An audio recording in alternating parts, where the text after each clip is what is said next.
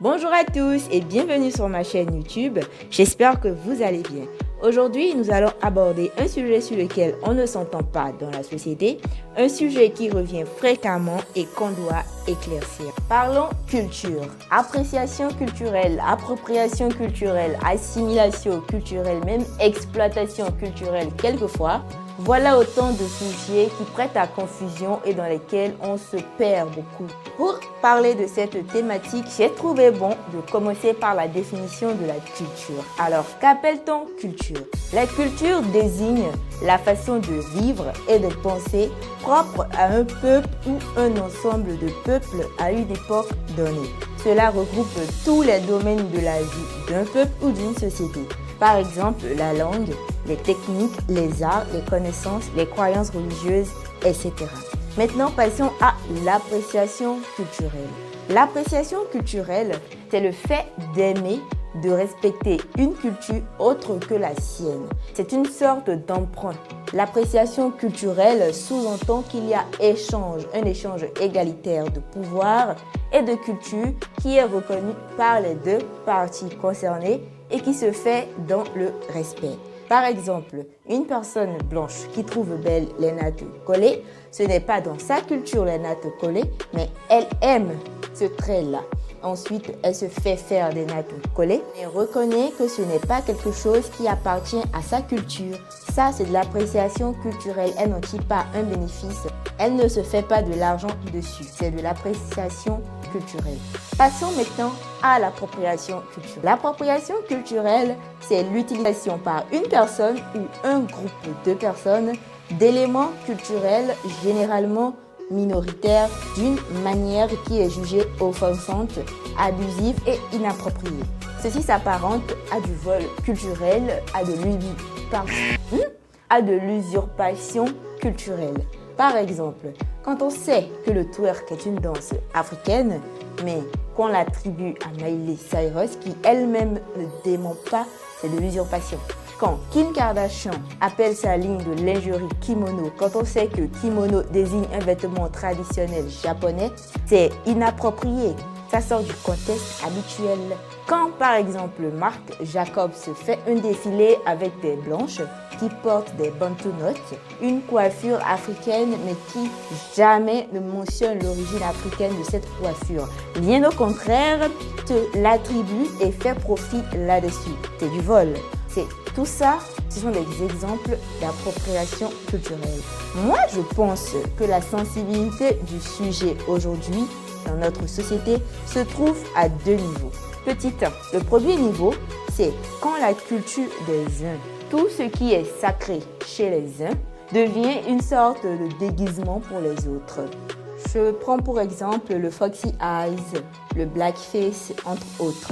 C'est aussi de voir tout ce qui représente l'identité des uns se faire totalement décontextualiser, voire même désacraliser à des fins commerciales et de divertissement. C'est d'autant plus insultant quand la communauté à laquelle l'emprunt entre griffes est fait n'est pas consultée, elle est invisibilisée et à cela se rajoute le passé colonial que nous connaissons tous. La chose est accentuée quand la communauté minoritaire n'est pas du tout représentée. Je vais parler ici du cas, par exemple, de JBC avec leur t-shirt sur lequel était marquée l'expression Ewa Dreary. C'est une expression issue du dialecte marocain, mais dont la campagne est faite par des mannequins qui n'ont rien à voir avec la minorité concernée par l'expression. Le deuxième niveau de sensibilité de la chose, c'est de voir que ce pourquoi les minorités se battent depuis des siècles pour se faire accepter, ce pourquoi les minorités se font rejeter, sont moquées, sont discriminées, devenir tout d'un coup cool, trendy, même fashion, quand une personne de race blanche en fait usage. C'est encore plus insultant lorsque les discriminations et les injures continuent, lorsque les personnes représentant la minorité font usage de leur propre culture. Je vais parler encore une fois du twerk qui est entre griffes tendance cool lorsque les blanches twerk Mais quand ce sont les noirs, femmes noires, qui twerkent automatiquement, c'est vulgaire, c'est sexualisé. Je veux parler aussi des dreads qui, portés par des personnes de couleur par exemple, sont limite qualifiés de ghetto, presque racailles, tandis que lorsque les personnes de race blanche font des dreads, ça devient en même temps la mode. Ce cas de figure va au-delà de l'appropriation culturelle et s'apparente à du racisme pur et simple. Les minorités sont toujours discriminées, mais quand il faut piocher ce que ça veut dans leur culture, ça ne se gêne pas et ça se fait du profit sur leur dos au passage, tout en restant sourds, muets et aveugles à leur détresse. Ça appuie même quelquefois sur le bouton où ça fait mal. C'est vraiment moche. En fait, tout ce qu'on demande, c'est que les minorités soient intégrées, reconnues, associées à tout et surtout quand leur culture est en jeu, quand leur patrimoine est impliqué. C'est tellement banal et si peu compliqué à comprendre. Un autre aspect de la problématique du jour que j'aimerais souligner, c'est l'aspect de l'assimilation culturelle. Alors, qu'est-ce que l'assimilation culturelle? L'assimilation culturelle est la pratique qui consiste à exiger de l'étranger qu'il adopte les mêmes comportements, les mêmes us et coutumes et traditions que la population qui l'accueille. L'assimilation peut être décrite comme une forme d'acculturation. Elle correspond à une situation au cours de laquelle un individu ou groupe d'individus abandonne totalement sa culture d'origine volontairement ou de manière contrainte pour adopter les valeurs, la langue et les pratiques culturelles d'un nouveau groupe en s'y conformant de manière plus ou moins profonde et ou complète. Ce qui m'emmène à cet aspect de la chose, c'est quand on entend dire des trucs comme pourquoi les noirs auraient le droit de se lisser les cheveux, mais que les blanches ne devraient pas, par exemple, se faire des nattes collées.